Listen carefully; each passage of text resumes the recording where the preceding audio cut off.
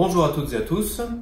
Dans ma précédente vidéo, je vais vous parler d'un duo d'huiles très complémentaires, le tea tree et le Ravintsara, très efficaces dans les maladies hivernales. Aujourd'hui, je parle d'un autre tandem, l'huile de Golteri et l'huile d'eucalyptus citronné, très efficace pour tout ce qui concerne les douleurs de l'appareil locomoteur. En fait, dès qu'on pense douleurs musculaires, osseuses, tendineuses, voire même les pathologies qui touchent les tissus nerveux, on peut tout de suite penser à l'huile de Golteri et l'huile d'eucalyptus citronné. Petite précision, il existe deux Golteri, la Golteri couchée et la Golteri odorante. Comme elles sont très proches chimiquement, on peut très bien remplacer l'une par l'autre. D'ailleurs, dans ce qui va suivre, je parlerai principalement de Golteri et je ne préciserai que lorsque ce sera nécessaire. Commençons justement par les Golteri.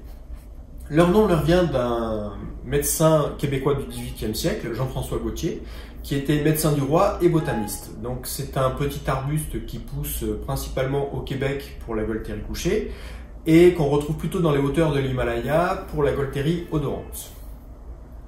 Regardons ça dans le détail avec un petit tableau. Les deux appartiennent à la famille des Ericacées, la famille de la bruyère. Leurs noms latins sont Golteria procumbens pour la Golteri couchée et Golteria fragrantissima pour la Golteri odorante. Au niveau de la composition chimique, c'est la famille des esters, qui est largement représentée dans les deux. Plus de 90% pour la Golteri couchée et environ 65% pour la Golteri odorante. Et dans les deux également, un seul ester est présent, le salicylate de méthyle, un composé apparenté à l'aspirine. On serait tenté de conclure que la Golteri couchée est plus efficace que la Golteri odorante, mais il n'en est rien, puisque de toute façon ces huiles devront être diluées. On pourra toujours adapter la concentration à la Golteri qu'on utilise. Concernant les propriétés, comme nous venons de le voir, le salicylate de méthyle est un ester, c'est-à-dire qu'on va retrouver la propriété des esters, c'est-à-dire antispasmodique, anti-inflammatoire, antalgique. L'aspect antispasmodique des salicylates est maximal dans la famille des esters puisqu'il dispose d'un acide en C7, notion que je ne détaillerai pas ici. Retenez simplement que c'est une molécule très efficace. Le salicylate de méthyle a également une action rubéfiante, c'est-à-dire qu'il va dilater les capillaires sanguins, ce qui va permettre d'augmenter la circulation et qui va soulager la douleur par la sensation de chaleur que ça va apporter. C'est une huile qu'on utilise exclusivement en voie cutanée, ce qui ne pénalise pas son effet puisque le salicylate de méthyle passe très rapidement dans la circulation sanguine. C'est une huile totalement à proscrire par la voie orale parce qu'elle est très mal supportée par le tube digestif. Et bien évidemment, comme sa formule chimique est proche de celle de l'aspirine, toutes les personnes allergiques à l'aspirine devront demander un avis médical avant de l'utiliser. Passons maintenant à l'eucalyptus citronné. Première remarque, si les Golteri sont facilement interchangeables, il n'en est rien pour les eucalyptus. En aromathérapie, on utilise plusieurs eucalyptus et il ne faut pas les confondre.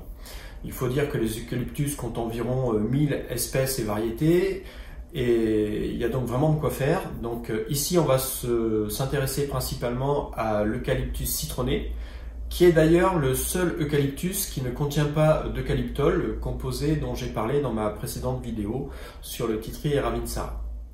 C'est un arbre originaire d'Australie, l'arbre entier sans la citronnelle, ce qui doit expliquer grandement son nom.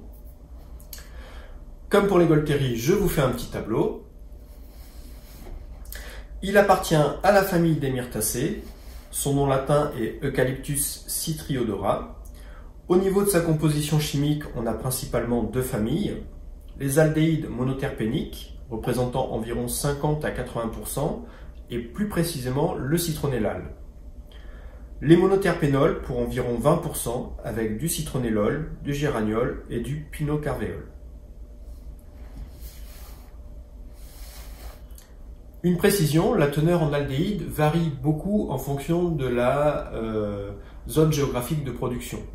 En général, on aura toujours des concentrations supérieures à 60%, mais par exemple pour un eucalyptus cultivé en Chine, on peut avoir des concentrations atteignant 85%. Il faudra donc en tenir compte lorsqu'on fera ces dilutions et qu'on souhaitera avoir un pourcentage de principe actif.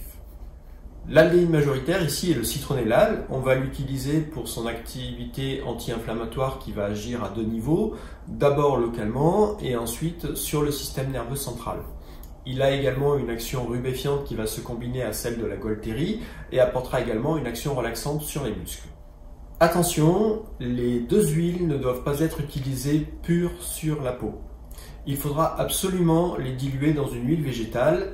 Et là, notre duo finalement devient un trio parce qu'il y a une huile végétale qui fonctionne très bien avec ces deux huiles, c'est l'huile de calophylle.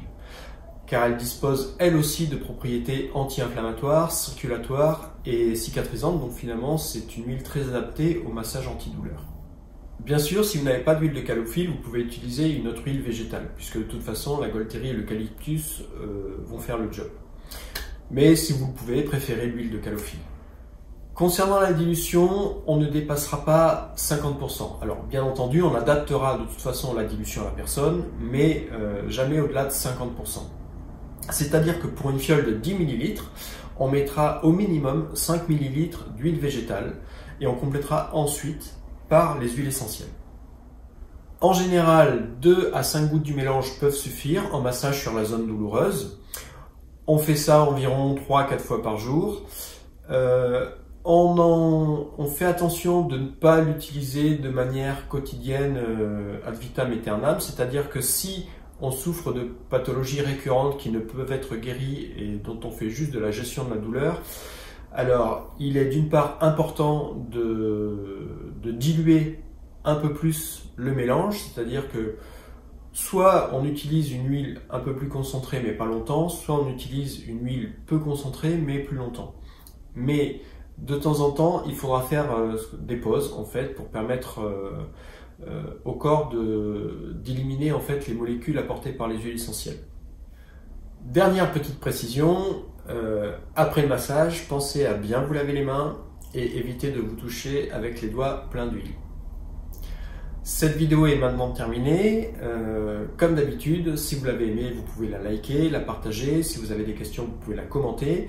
Bien évidemment, si vous n'êtes pas abonné à ma chaîne, vous pouvez toujours le faire. Ça m'aide évidemment à avoir un peu plus de visibilité sur Facebook.